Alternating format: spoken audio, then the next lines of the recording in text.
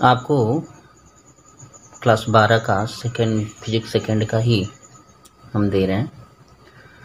Third part है ये।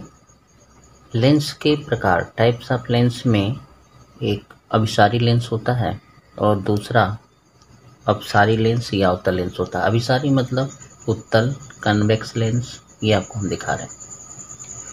तो वे लेंस जो अपने ऊपर आपतित प्रकाश किरणों को अपवर्तन के पश्चात केंद्रित करती है। जैसे देखिए यहाँ पे आपतित किरण आ रही है और ये लेंस से अपवर्तन के बाद सेंटर करती है प्रकाशीय कक्षों पे, तो ये कहलाता है अभिसारी लेंस या उत्तल लेंस या कन्वेक्स लेंस।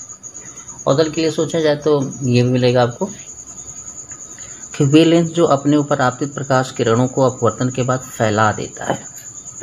फैला देता है मतलब केंद्रित नहीं करता। जैसे ये जाना चाहिए था इस तरह से, इसको ये प्रकाश किरण हमने दिखाया ऐसे जाना चाहिए था, लेकिन ये क्या करता है, फैला देता है।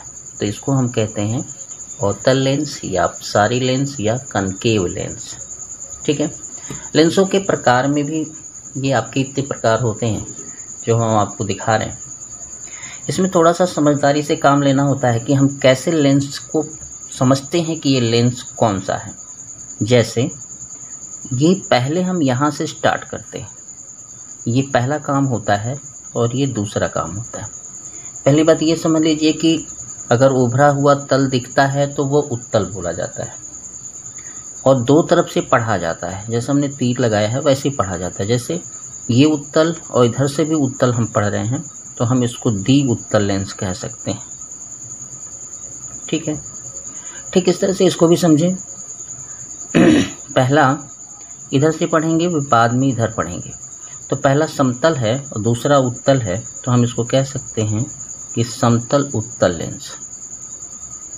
समतल उत्तल लेंस। क्लियर हुआ? अब देखिए इसमें क्या है कि पहला तल अवतल है और दूसरा तल उत्तल है ना? तो हम इसको कहेंगे अवतल उत्तल लेंस। ठीक है।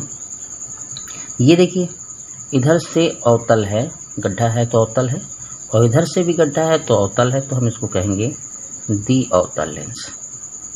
अब आप इसको समझ सकते हैं कि ये समतल है, ये अवतल है तो समतल अवतल, ये उत्तल है, ये समतल, ये अवतल है, तो इसको कहेंगे उत्तल अवतल। अब तो आपको क्लियर हो गया।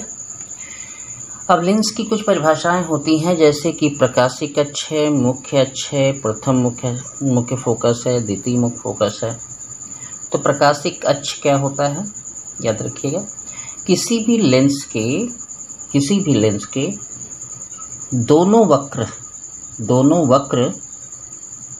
की वक्रता केंद्र को मिलाने वाली रेखा। जैसे ये देखिए, ये वक्रता केंद्र पहले ये दूसरे वाले कर्व के लिए है और इसके लिए पहले वाले कर्व के लिए है। इनको मिलाने वाली जो रेखा होती है उसी को हम कहते हैं प्रकाशिक अक्ष। ठीक है। वही आपकी मुख्य अक्ष भी होगी। ठीक है। प्रथम मुख्य फोकस क्या है?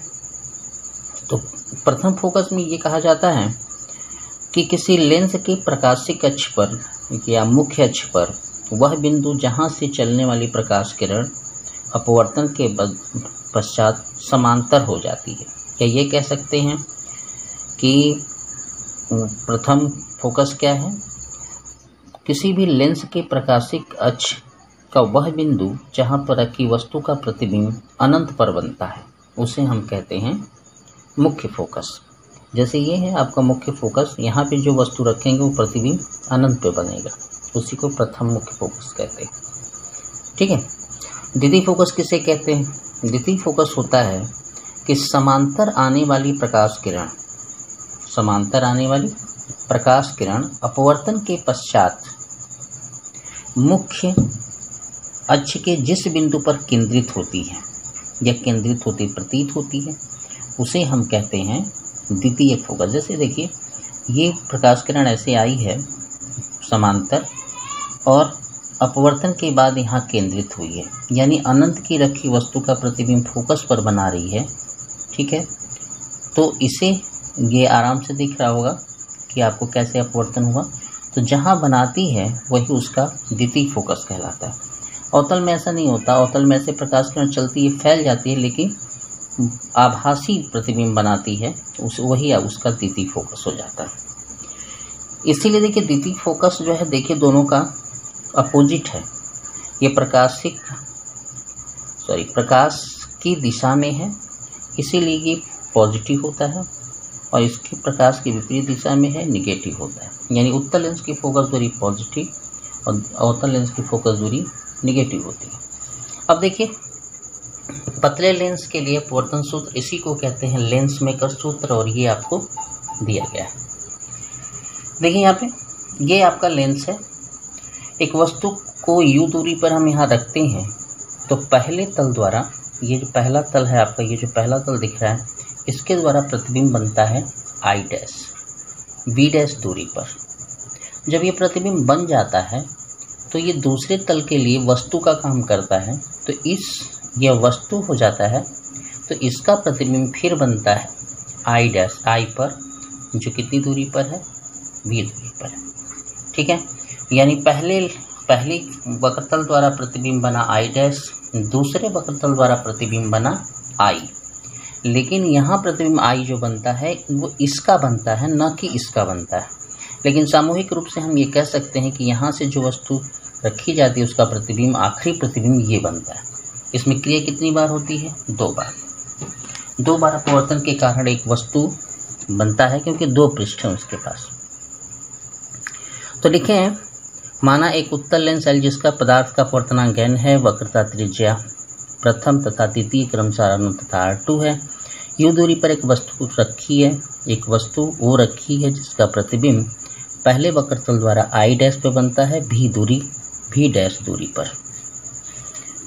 तो गोलीय पृष्ठ का अपवर्तन सूत्र क्या कहता है, n/v 1/u और n-1/r, यही गोलीय पृष्ठ अपवर्तन सूत्र है। अब थोड़ा इसका भी सहायता ले लीजिए तो आपको समझ में आएगा। तो यहाँ देखिए, जब पहला तल हमारा है, जो ये पहला तल है मेरा, ये पहला तल है, तो यहाँ जो वस्तु रखी है उसका प्रतिबिंब I बना हुआ है।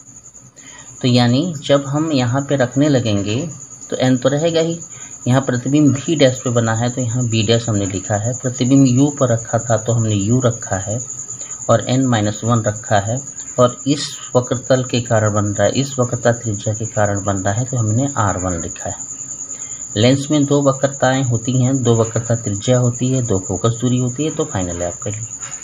तो ये बना हुआ है, यानी यहाँ पे v डैश पे प्रतिबिंब बना, v डैश हमने लिखा है, u पर वस्तु रखी थी, R1 उसकी त्रिज्या है, तो ये हमारा प्रथम समीकरण बन गया।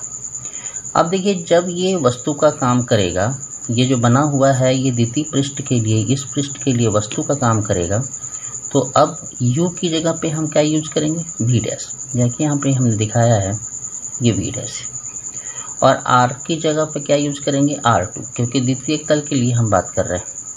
अब देखिए एक कंडीशन और है कि इस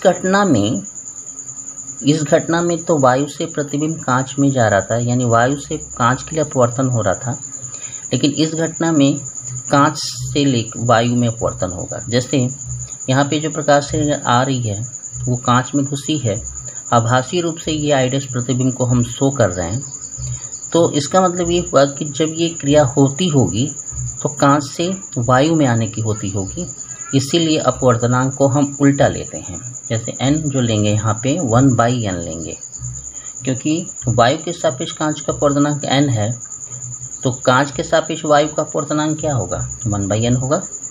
ठीक है, तो अब यहाँ रखेंगे, ये लेंस सूत्र है और ये इधर क्या कहते हैं, गोलीय पृष्ठ अपवर्तन सूत्र है, तो n की जगह 1/n रख दिए। अब प्रतिबिंब v पे बन रहा था, अब पहले जो वस्तु अब किसको मान लेंगे, इसको मान लेंगे, तो ये v डैश दूरी पर है, तो v डैश रख लिए, n की जगह 1/n रख लिए, सब ठीक हो गया। r की जगह R2 रख लिए। n का गुणा कर देंगे तो यहाँ का n गायब होगा, यहाँ n आ जाएगा, और यहाँ का n गुणा होगा, यहाँ n आ जाएगा। अब ये समीकरण 1 और समीकरण 2 दोनों को हम क्या करेंगे, जोड़ देंगे। तो अब जोड़ेंगे तो देखिए सीधा सीधा जोड़ा हुआ है, यहाँ पे इसका दाहिना और इसका दाहिना एक साथ रखा हुआ है, और इसका बायां और इस समीकरण का बाएं एक साथ रखा हुआ है, तो जोड़ेंगे तो ये वाला पार्ट कट जाएगा आपका। ठीक है, तो यहाँ बचेगा 1/v माइनस 1/u। देखिए ये प्लस का है तो इधर बच गया, u का यहाँ बच गया n-1। यहाँ माइनस अगर कॉमन ले लेंगे, इस वाले पार्ट में माइनस कॉमन लेंगे, यानी माइनस का गुणा कर लेंगे तो माइनस इधर चला आ जाएगा तो वो प्लस हो जाएगा। तो ये इस तरह दिखेगा और ये आपका सूत्र निकलेगा 1/f बराबर n-1 कॉमन हो जाएगा 1/r1 1/r2। ये आपकी थ्योरी थी और लेंस मेकर थ्योरी से ही आप लेंस के उत्तल अवतल या कांच में द्रव में डालने पर उसके फोकस दूरी परिवर्तन सब इसी से देखते हैं। इसीलिए इसे ठीक से करें तो ज़्यादा अच्छा रहेगा आपको। ये स्क्रीनशॉट आप ले सकते हैं।